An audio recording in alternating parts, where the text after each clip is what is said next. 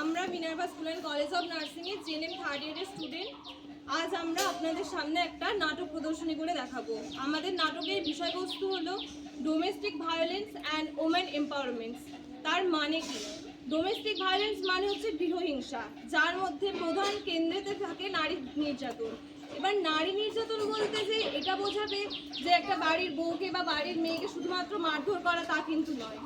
নারী নির্যাতনের মধ্যে তাকে কটু কথা বলা, তার গায়ে হাত তোলা, তার বাবা মাকে তুলে কথা বলা, এই সমস্ত কিছুই আসে। আর নারী স্বনির্ভরতার মানে হলো পড়াশোনা করে নিজেকে তৈরি করা, যোগ্য প্রমাণিত করা এবং নিজে টাকা রোজগার করা। তো আজকে আমাদের এই নাটকের চরিত্রের মধ্যে কতগুলি চরিত্র আছে। তার মূল চরিত্রের কেন্দ্রবিন্দুতে রয়েছে পুটি, অর্থাৎ একটি মেয়ে যার ভালো নাম অনন্যা, তার মা, এছাড়া তার বাবা, তার ঠাকুমা, কিছুজন প্রতিবেশী, অনন্যার স্কুলের শিক্ষিকা, একজন সিএইচএন অর্থাৎ কমিউনিটি হেলথ নার্স, এরা রয়েছে এই নাটকের চরিত্রে। এবং অনন্যাকে দেখার জন্য কিছু পাত্রপক্ষ আসবে, তারা রয়েছেন এই নাটকের চরিত্রে অভিনয় করার জন্য। তো আমরা নাটকটি আজকে শুরু করতে চলেছি। নাটকের প্রথম দৃশ্যে আমরা দেখাবো যে গোষ্ঠী থেকে সাহায্য নিয়ে, গোষ্ঠীর যে লোন হয় সেই লোনের সাহায্য নিয়ে কিছু মহিলা আচার, পাপড় এই সমস্ত কিছু তৈরি করছে এবং তারা ব্যবসা করে চাইছেন যে নিজেরা স্বনির্ভর হতে। তো আসুন আমরা নাটকটা শুরু করছি।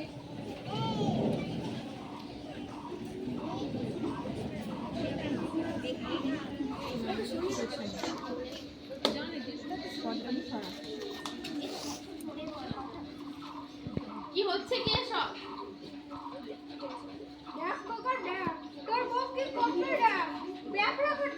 ব্যবসা? এসব ব্যবসা? আমার বাড়িতে ব্যবসা? জানো না এসব ব্যবসা করতে নেই? মেয়ে লোকেরা ব্যবসা করে। আমি কি তোমাদের খাওয়ার পর অভাব রেখেছি তুমি মেয়ে মানুষের ব্যবসা করতে হবে? একদম মেয়ে এসব ছোট লোক মানে আমার বাড়িতে না চলে।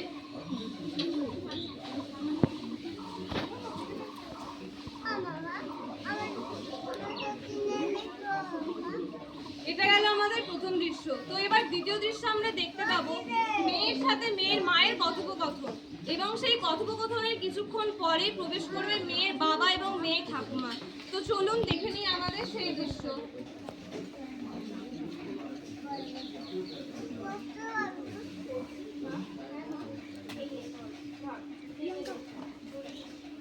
ভালো করে পড়াশোনা করতেছি, পরীক্ষাটা বেশি বাকি নেই, তাই না? ভালো করে পড়। আমি যে স্বপ্নটা পূরণ করতে পারিনি, তুই কিন্তু আমাকে এই স্বপ্নটা পূরণ করবি, কেমন? শোনা, ভালো করে পড়। আসছি রে। শোনো মা, হ্যাঁ বল। এই যে বাবার ওষুধ তোমার গায়ে, তুমি কেন কিছু বলো না মা?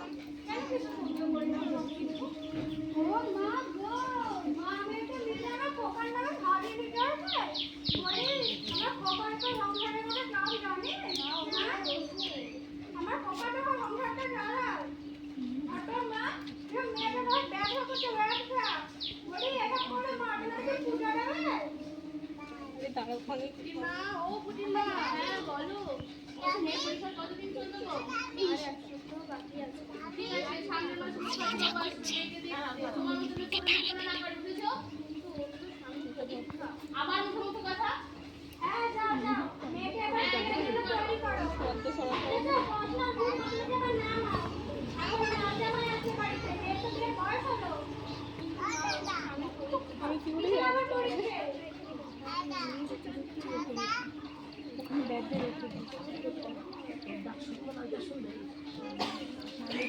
আমি বিয়ে করবো না মা। তুমি তো বলেছিলে মা আমাকে পড়াবে, তাহলে কেন এইসব?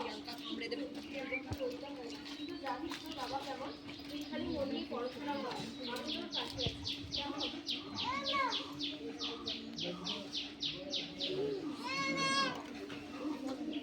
তো এই গেল আমাদের দ্বিতীয় দৃশ্য। এবার তৃতীয় দৃশ্য আমরা দেখতে পাবো মেয়ের বাবা এবং একজন প্রতিবেশীর মধ্যে কথোপকথন হবে। তো চলুন আমরা দেখে নিই সেই দৃশ্যটি।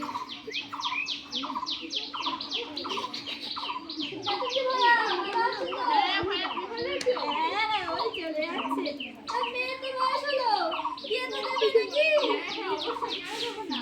হ্যাঁ হ্যাঁ, ওকে তাড়াতাড়ি তাড়াতাড়ি বিয়ে দেওয়াই ভালো। যত দেরি করবে তত ঘাড়ে বোঝা বাড়বে। তা মেয়েকে এবারে বিয়ে দেওয়া কিচ্ছু?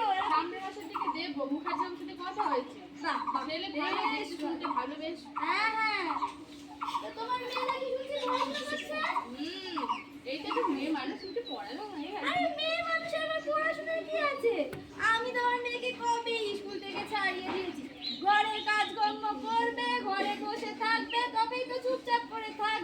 কি মেয়ে মানুষের আবার বেশি পড়াশোনা ভালো নয় গা।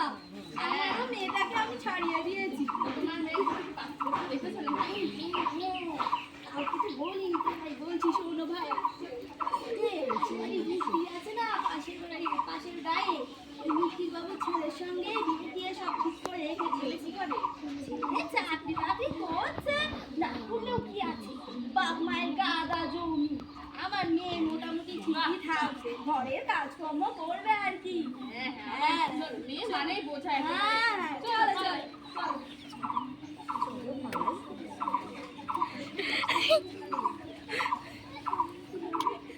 এখনো অনেক জায়গায় মনে করা হয় যে মেয়ে মানেই বাড়ির বোঝা, মেয়ে জন্মালো মানেই বাবা মায়ের হচ্ছে একটাই দায়িত্ব, তাকে বিয়ে দিতে হবে এবং তাকে শ্বশুর বাড়ি পাঠিয়ে দিতে হবে। কিন্তু এটা কি ঠিক? এটা তো ঠিক না। এখনকার দিনে আবার মেয়েদেরকে পড়াশোনাও করায়, কিন্তু বাবা মায়ের মনে একটা ধারণা থাকে যে মেয়েকে পড়াশোনা করাবো, ঠিক আছে কিছুক্ষণ পড়ুক, তারপর আবার তাকে বিয়ে দিয়ে বাড়ি দিয়ে পাঠিয়ে দেবো, শ্বশুর বাড়ি পাঠিয়ে দেবো। তো মেয়েদেরকে পড়াশোনা করানো হয় স্বনির্ভর করার জন্য নয়, একটা সুপাত্রের হাতে তুলে দেওয়ার জন্য। এটা কিন্তু উচিত নয়। এমনকি বাড়ির মহিলারা যদি কাজকর্ম করতে চান কিংবা নিজেরা যদি স্বনির্ভর হতে চান, সেটাকেও ছোট চোখে দেখা হয়, সেটাও উচিত নয়। তো আমরা এর পরের দৃশ্য দেখতে পাবো, ওই যে ছোট মেয়েটি ছিল যে পড়াশোনা করছিল, তাকে দেখার জন্য মেয়ের বাবা পাত্রপক্ষ নিয়ে এসে হাজির।